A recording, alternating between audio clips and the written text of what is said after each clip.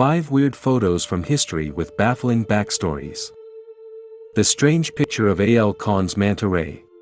In the summer of 1933, a man named A.L. Khan was fishing off the coast of New Jersey when he landed this 20-foot-long, 5,000-pound manta ray.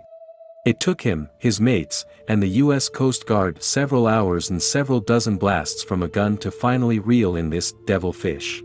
As the St. Louis Post-Dispatch wrote at the time, it was a harrowing 3-hour struggle to decide whether the fishing party was capturing the fish, or the fish was capturing the boat and its 4 occupants.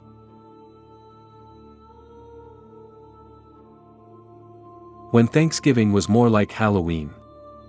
Thanksgiving masquerading has never been more universal.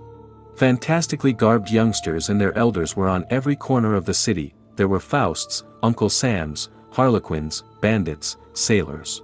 This 1899 quote from the New York Times recalls an era when Thanksgiving was more like Halloween.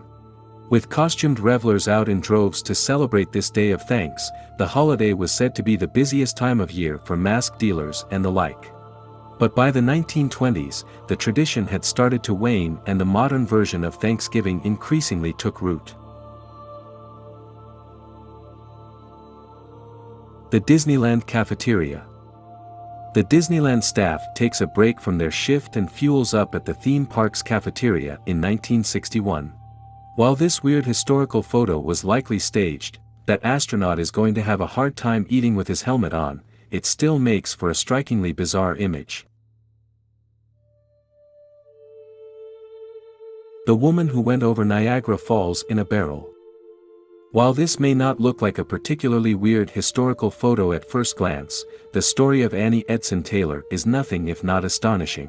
On October 24, 1901, her 63rd birthday, this very prim and proper New York schoolteacher became the first person to go over Niagara Falls in a barrel and survive.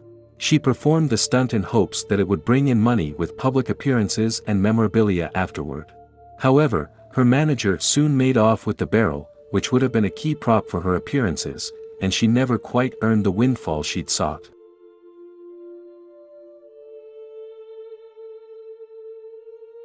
The original Ronald McDonald.